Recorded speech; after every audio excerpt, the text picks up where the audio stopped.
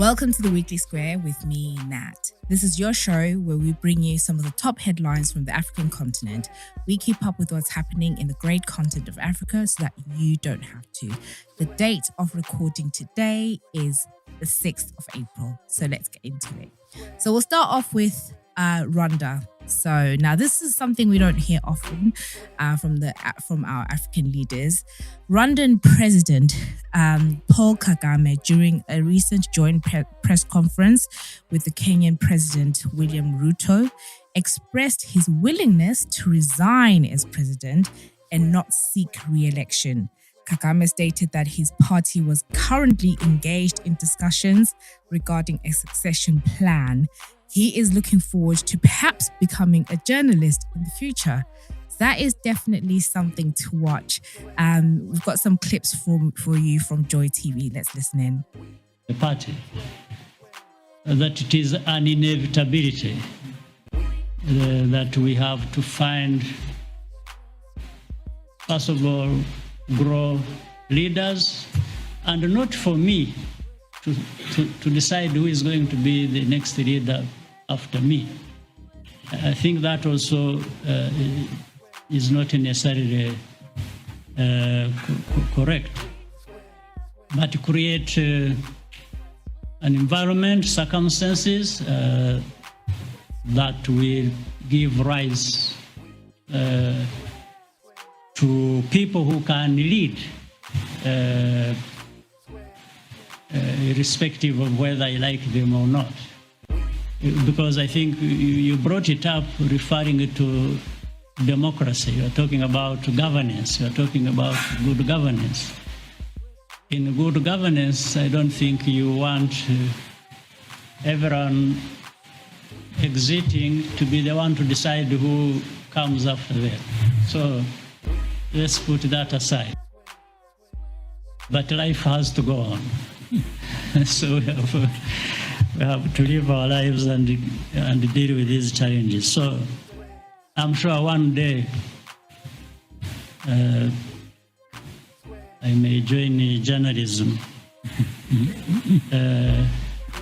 in my old age. So, and then we can talk about. So Paul Kagame, the journalist, that is definitely one to watch. And then moving over to Kenya with a situation regarding Facebook and Meta. So according to the publication The Continent, Meta faces a third lawsuit as ex-moderators point to union-busting tactics. Workers who reviewed Facebook and Instagram content in East and Southern Africa say they were blacklisted for speaking out about their working conditions. A judge in Nairobi has issued an interim order blocking Facebook and its partner, Sama, who were the suppliers and managing the contract, from laying off its content moderation workforce. The layoffs, thought to affect about 260 workers, were meant to conclude by the end of March 2023. So this is a blow for Facebook's parent company, Meta, which outsources moderation globally using partners like Sama.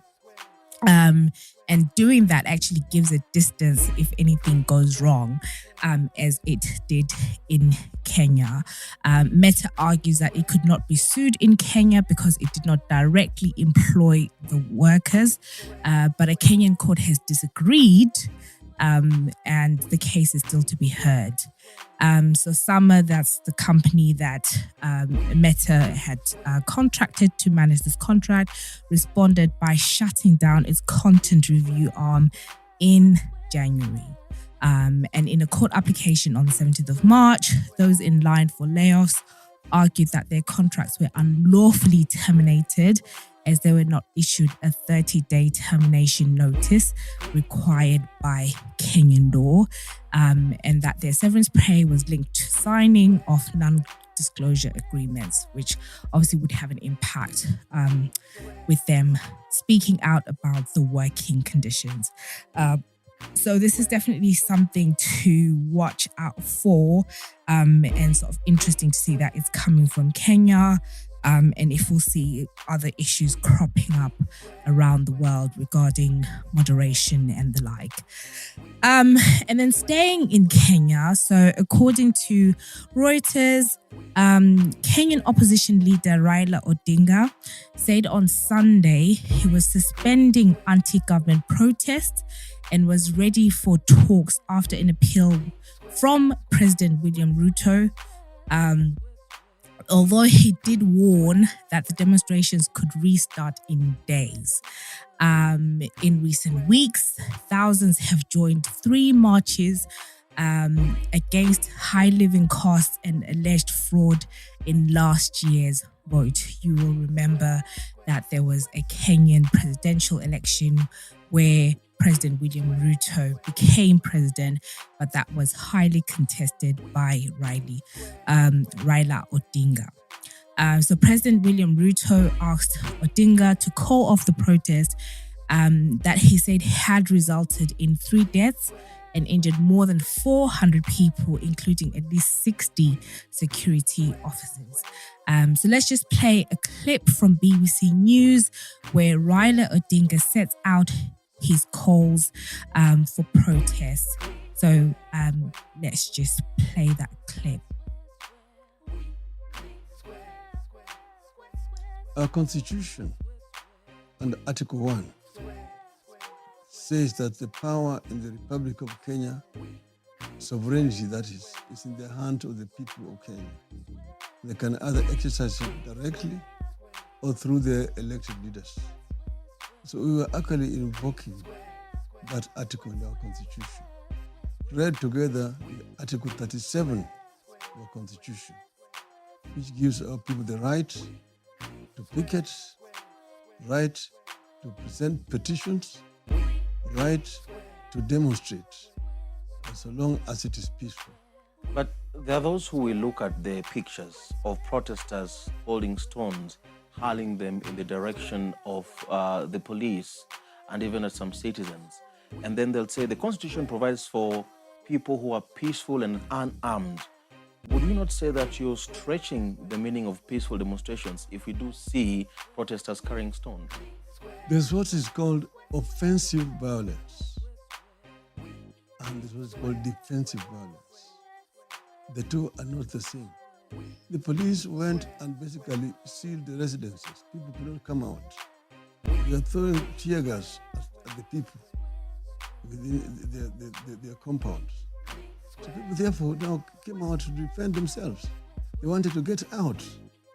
And that's why they were actually throwing stones at the police. So those two kinds of violence are not the same.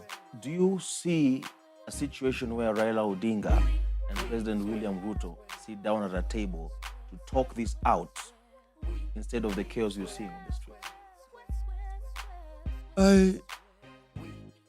I've said that there are conditions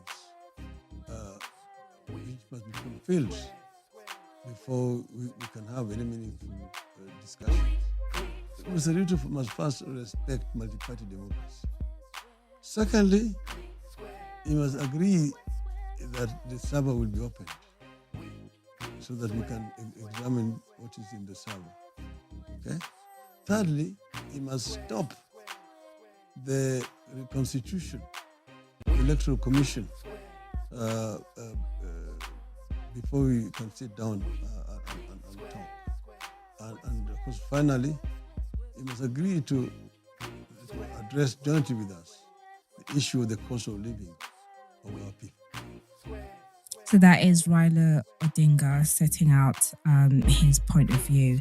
And then just over to Namibia. So Namibia lifts its ban on Irish poultry imports.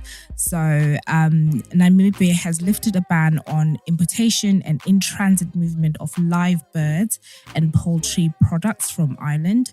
This is after the European country was declared free from the highly pathogenic aviation influenza.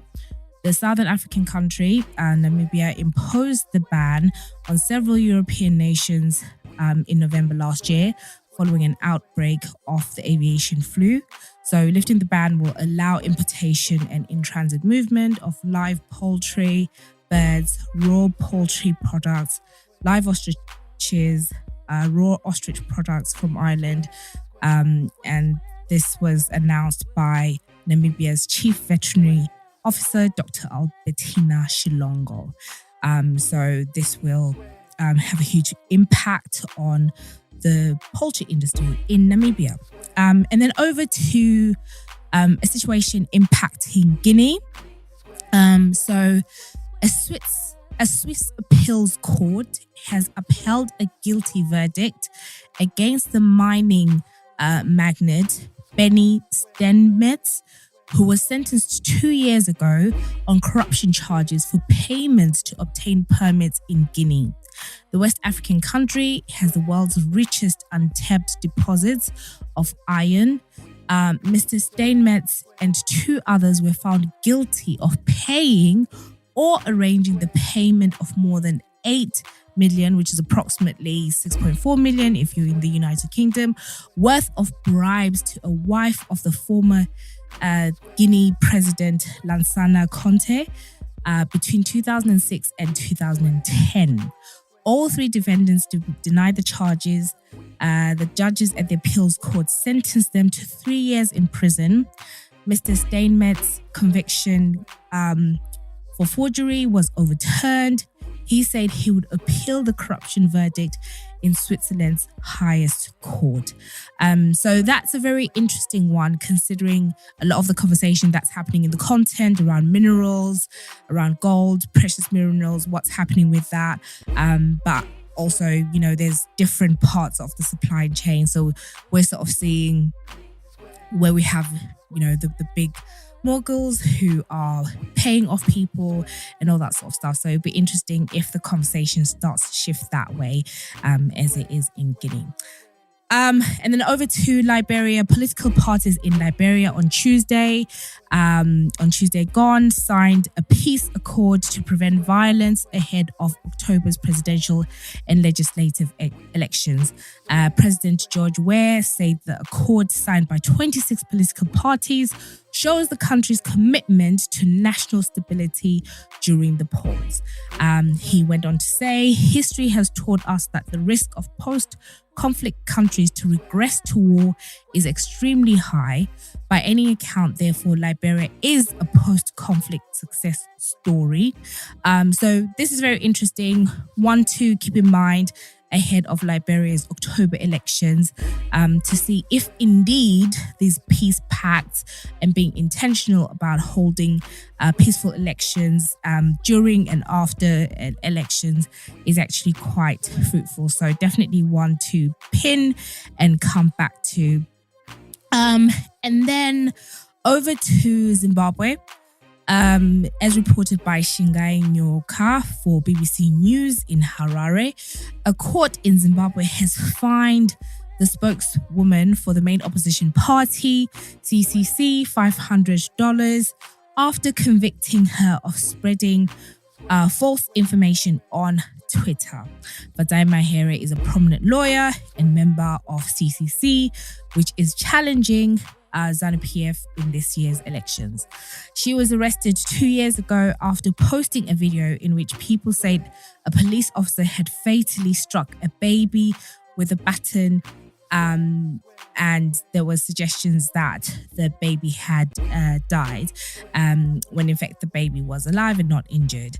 And really helpful to note that this was a retweet of a post that a lot of people online were retweeting.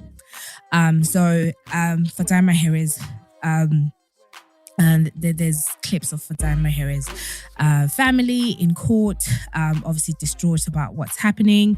The prosecution had called for a jail term, and apparently this particular conviction had a jail term of up to 20 years.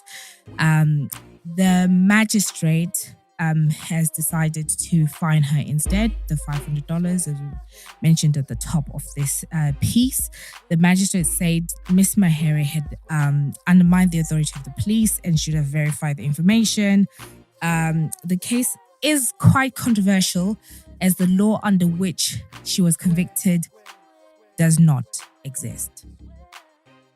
The Constitutional Court struck it down because it violated freedom of speech. But the state continues to use it, especially against its critics. So that's a very interesting one, because the law does not exist. So people in Zimbabwe and around the world rallied behind her, including former Liberian President Ellen Sirleaf, who tweeted, "Women around the world stand in solidarity with Advocate Maere, a tireless advocate for human rights, as she awaits sentencing in Zimbabwe. Will be watching in hope that the justice system is not used as a tool to silence critics." So this was whilst the verdict was being waited for. So it is anticipated that the advocate will appeal will appeal the judgment. So that's Zimbabwe. And then just staying in Zimbabwe, if you listened to the Weekly Square last week, we talked about the 4-part documentary that Al Jazeera is putting out, where they're exposing deep levels of corruption with regards to gold being taken out of the country, and association with government and officials and the like. This week, Information Minister Monica Mutswanga, Zimbabwe's Information Minister, announced that the government of Zimbabwe say that it had taken note of the 4-part documentary series exposing massive corruption involving smuggling of gold, money laundering, and abuse of office by those name dropping, as they said, and that investigations had begun. So here is a clip of her talking about it. The background is a bit noisy, but here's a clip. Government takes the allegations which are raised in this documentary seriously and has directed relevant organs to institute investigations into the issues raised therein. Any person found to have engaged in acts of corruption, fraud, or any form of crime will face the full wrath of the law. Government takes this opportunity to reaffirm its commitment to upholding local and international laws, including laws relating to financial transactions, the trade of gold, and the other precious minerals of our country.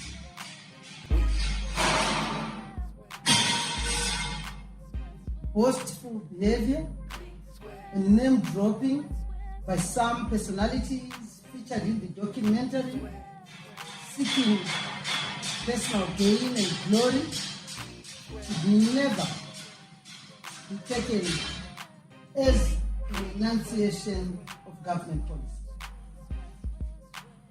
Government remains seized with the matter, and the nation will be kept apprised of any new developments. I thank you. Yeah, so the government is looking into this, investigating, and as I mentioned, that the video there's quite a noisy background, sounded like work's going on, but they are looking into it. There are recent reports by one of the state media that some of the assets of those named in the documentary have been frozen, but it appears to be the real low-level individuals, and so that's one that we are watching, and the documentary is still going on. Part 3 of Al Jazeera's documentary is out now, and part 3 seems to zero in on the role that Dubai is playing in terms of facilitating turning dirty gold to clean gold, really. So definitely one to watch, and the fourth part will be coming out next week, and we'll talk about that as well. So this is the end of some of the headlines. So we'd like to get your thoughts on these and other headlines that we may not have covered. So do let us know if there's anything else that's happening that has been covered, or If you have any views about any of these headlines or any further insight, be sure to keep the conversation going on social media. Use the hashtag The Weekly Square. You can email chatwithnatshow@gmail.com or follow Chat with Nat on Instagram. This has been The Weekly Square, a Chat with Nat production, bringing you headlines from the African continent. And I have been your host, Nat. Have a good week.